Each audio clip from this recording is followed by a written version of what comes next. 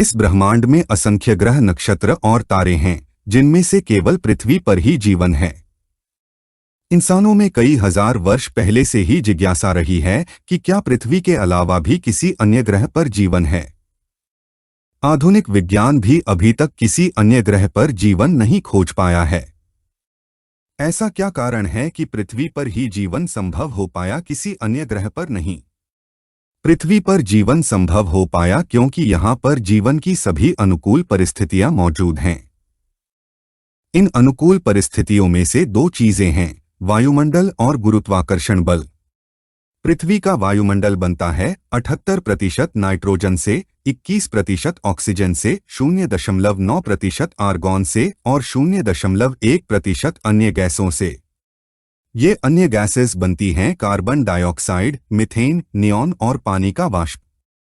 ये सभी गैसें जिनसे मिलकर पृथ्वी का वायुमंडल बनता है, पृथ्वी के गुरुत्वाकर्षण बल के कारण पृथ्वी से सटी रहती हैं। गुरुत्वाकर्षण बल इन सभी गैसों को पृथ्वी से बांधे रखता है। अगर गुरुत्वाकर्षण बल ना हो तो पृथ्वी का वायुमंडल भी नहीं होगा। इस वायुमंडल के कारण ही पृथ्वी पर लाइफ यानी जीवन के लिए एक और अनुकूल परिस्थिति बनती है, जिसे ग्रीन हाउस इफेक्ट कहते हैं। इसी कारण पृथ्वी के वायुमंडल में मौजूद गैसों को ग्रीन हाउस गैसेस भी कहा जाता है। ग्रीन हाउस पारदर्शी प्लास्टिक का बना मकान जैसा स्ट्रक्चर होता है, जिसमें साल के 12 महीने सब्जियां और अन्य वनस्पतियां उगाई जाती हैं। इस प्लास्टिक के स्ट्रक्चर में अंदर टेम्परेचर और ह्यूमिडिटी का संतुलन बनाया जाता है, जिससे अनाज, सब्जियां या अन्य किसी वनस्पति को उगाने के लिए किसी विशेष प्राकृतिक मौसम का इंतजार नहीं करना पड़ता है, बल्कि किसी भी महीने कोई भी वनस्पति उगाई जा सकती है। इस ग्रीन हाउस घटना के कारण ही सूर्य से मिलने वाली सारी गर्मी परावर्तित होकर अंतरिक्ष में वापस नहीं जाती, बल्कि कुछ किरणें और किरणों के कारण उत्पन्न गर्मी पृथ्वी के वायुमंडल में मौजूद गैसों के कारण ट्रैप हो जाती है, जिससे पृथ्वी में लाइफ यानी जीवन के लिए आवश्यक गर्मी बनी रहती है। अगर वायुमंडल ना होता तो रात के समय पृथ्वी का तापमान 0 से नीचे पहुंच जाता। तापमान इतना कम हो जाता कि जिसमें लाइफ यानी जीवन संभव नहीं हो पाता। पृथ्वी पर जीवन संभव होने के लिए सभी चीजें एक संतुलन या इक्विलिब्रियम में हैं।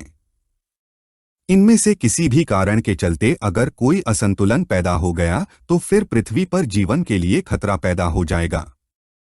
और यह खतरा बहुत पहले ही पैदा हो चुका है, जिसे ग्लोबल वार्मिंग या क्लाइमेट चेंज के नाम से भी जाना जाता है।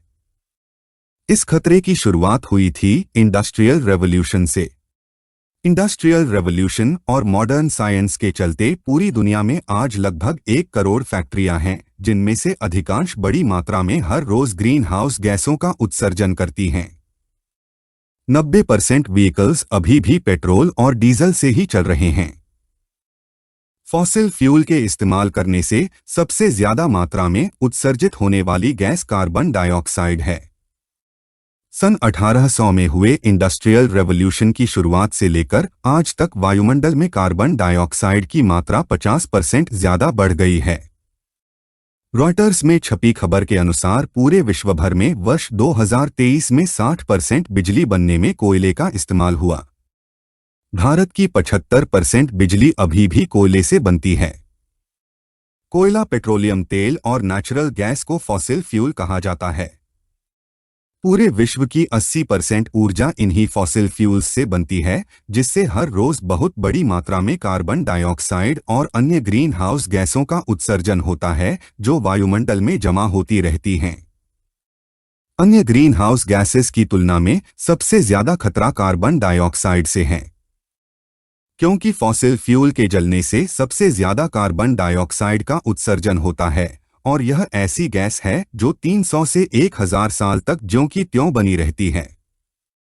हर रोज कार्बन डाइऑक्साइड और अन्य ग्रीन हाउस गैसों के बड़ी मात्रा में उत्सर्जन से पृथ्वी के वायुमंडल में इनकी मात्रा बढ़ती जा रही है, जिसके कारण सूर्य की किरणों से गर्म हुई पृथ्वी से उत्पन्न विकिरण ऊर्जा बहुत बड़ी मात्रा में पृथ्वी के वायुमंडल में ट्रैप हो जाती है और अंतरिक्ष में नहीं जा पाती, जिसके फलस्वरूप पृथ्वी पर तापमान बढ़ते जा रहा है। इंडस्ट्रियल रेवोल्यूशन समय और जरूरत के साथ होने वाली एक खोज हो सकती है जिसे नकारा नहीं जा सकता है। लेकिन इंसानों ने जो सबसे बड़ा मूर्खतापूर्ण कार्य किया वो है विकास के नाम पर बेरहमी से पेड़ पौधों और जंगलों को काट दिया। एक रिपोर्ट के अनुसार वर्ष 2022 में पूरे विश्व भर में 20 लाख हेक्टेयर जंगल काट दिए गए, जो 2021 से 21% ज्यादा है। द हिंदू में प्रकाशित एक न्यूज के अनुसार डिफॉरेस्टेशन यानी जंगलों को काटे जाने के मामले में भारत विश्व में दूसरे स्थान पर है। पिछले 30 वर्षों में हमारे देश भारत में 6.5 लाख हेक्टेयर से भी ज्यादा वनों को काट दिया गया। दोस्तों, ये पेड़ पौधे ही हैं जो दिन के समय कार्बन डाइऑक्साइड का अवशोषण कर ऑक्सीजन छोड़ते हैं।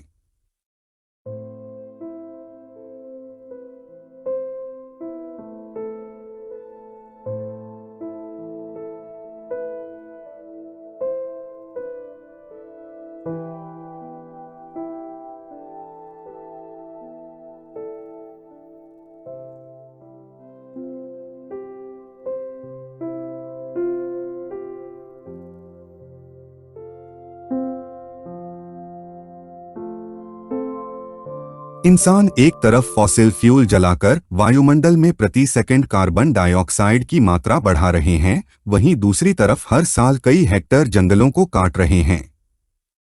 आग में घी डालना इसी को कहते हैं। इंडस्ट्रियल रेवोल्यूशन के बाद इंसानों को जंगलों का क्षेत्रफल बढ़ाना चाहिए था ताकि फॉसिल फ्यूल से उत्सर्जित कार्बन डाइऑक्साइड को पेड़ पौधे अवशोषित कर लें, जिससे वायुमंडल में ग्रीन हाउस गैसों की मात्रा का संतुलन यथावत बना रहे। लेकिन इंसानों ने इसके उलट जाकर जंगलों को साफ करने का काम किया है और डेवलपमेंट के नाम पर डिफॉरेस्टेशन अभी तक चालू है।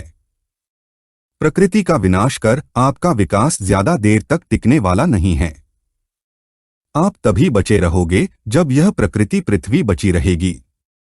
याद रखिए, इंसान इस पृथ्वी पर केवल एक छोटा सा जीव मात्र है। हम इंसानों से ये पृथ्वी नहीं है, बल्कि इस पृथ्वी और प्रकृति से हम इंसान हैं। इंसानी गतिविधियों के चलते पृथ्वी पर लाइफ यानी जीवन के लिए अनुकूल स्थितियों में असंतुलन पैदा हो चुका है। इंडस्ट्रियल रेवोल्यूशन के बाद से ग्लोबल टेम्परेचर 1 डिग्री सेल्सियस बढ़ चुका है। 2050 तक यह 1.5 डिग्री सेल्सियस और 2100 तक 2 डिग्री सेल्सियस बढ़ जाएगा। ग्लोबल वार्मिंग के कारण बर्फीले क्षेत्र आइस ग्लेशियर्स पिघलने शुरू हो चुके हैं, जिसके कारण सी लेवल लगातार बढ़ रहा है। एक स्टडी के अनुसार वर्ष 2050 तक भारत के तटवर्ती शहर मुंबई, चेन्नई, विशाखापट्टनम, कोची, मैंगलोर, तिरुवनंतपुरम का कुछ हिस्सा समुद्र में समा चुका होगा। बरसात के मौसम में स्थितियां और भी भयानक हो जाएंगी। कोस्टल फ्लडिंग के चलते ऐसा भी हो सकता है कि ये सभी शहर बाढ़ की चपेट में आ जाएं।